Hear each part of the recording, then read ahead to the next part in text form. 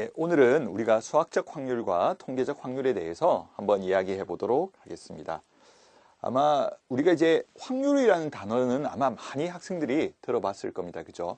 어떤 시행에서 사건 A가 일어날 가능성을 수로 나타낸 것입니다. 우리 확률이라는 것은 우리가 일상적으로 뭐 확률이 얼마가 돼라는 말을 많이 하지만 우리 수학적으로 보면 수로 일단 나타낸 것을 사건 A의 확률이라고 하고요. 이제 표현은 PA로 나타내게 됩니다.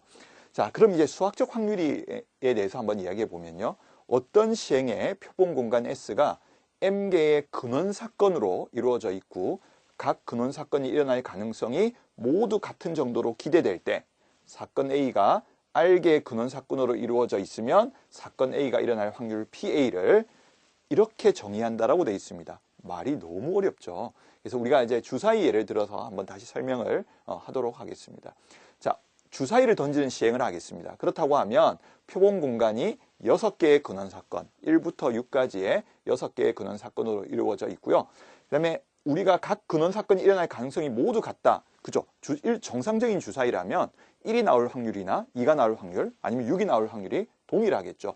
근원 사건이 일어날 가능성이 모두 같은 정도로 기대된다는 사실이 굉장히 중요합니다.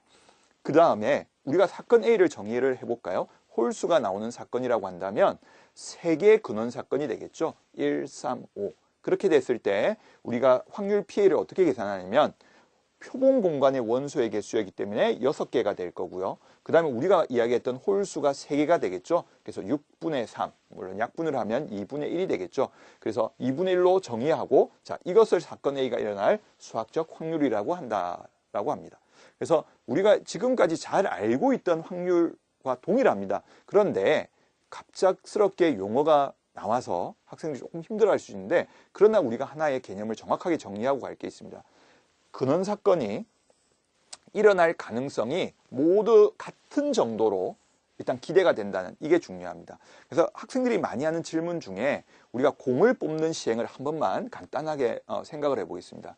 우리가 흰 공이 3개가 있고요. 자, 검은 공이 2개가 있습니다. 자, 이때 우리가 학생들이 아마 이 문제 공을 2개를 뽑을 때 흰 공 하나, 검은 공 하나 나올 확률의 문제를 풀 때 아마 학생들이 이렇게 푼 기억이 많을 겁니다. 5개 중에 2개를 뽑고 그 다음에 3개 중에서 하나, 2개 중에서 하나. 그죠? 아마 이걸 아무 생각 없이 이렇게 풀어왔던 학생들도 많이 있을 겁니다. 근데 잘 생각해 보면 조금 이상하지 않나요?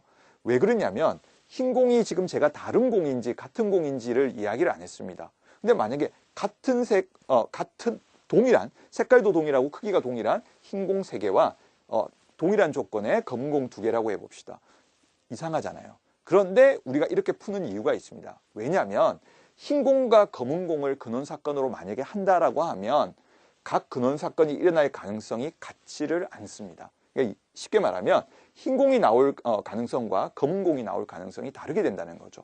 그렇기 때문에 모든 공 각각을 근원 사건으로 보는 겁니다. 흰 공 3개를 일단은 다른 것처럼 여기고요.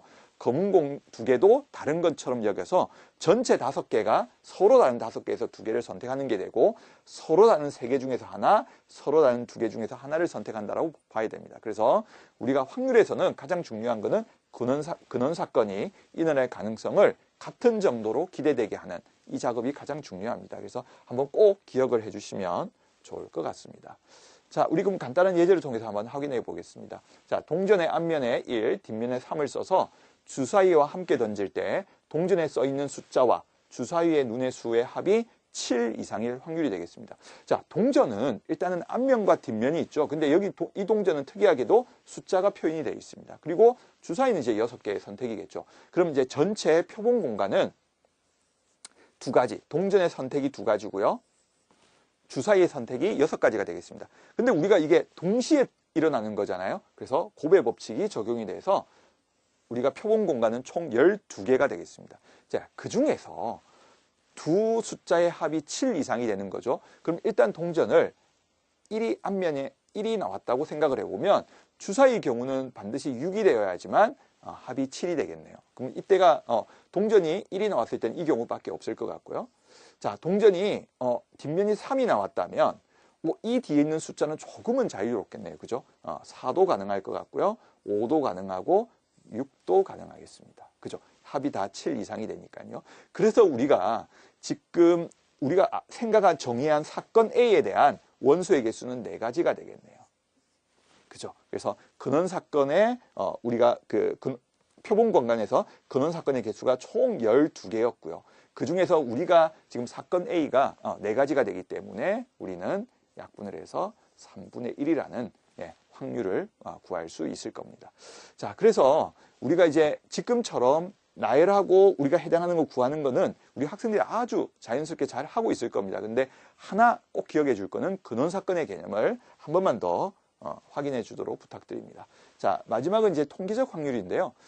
이것은 우리가 이제 통계적 확률이라고도 하고 경험적 확률이라고도 합니다. 자, 같은 시행을 n번 반복해서 사건 A가 일어난 횟수를 R의 n이라고 하면 시행횟수 n이 한없이 커짐에 따라서 상대 도수가 일정한 값에 한없이 가까워질 때 P를 사건 A의 통계적 확률이라고 합니다. 우리가 아까 주사위에서 홀수의 눈이 나올 확률을 2분의 1이라고 했잖아요. 그건 수학적 확률이었습니다. 근데 주사위를 과연 내가 10번을 던지면 과연 홀수가 5번이 나올까요? 그렇지는 않겠죠. 물론 5번이 나올 수도 있지만 그것보다 훨씬 적게 나올 수도 있고 많이 나올 수도 있을 겁니다.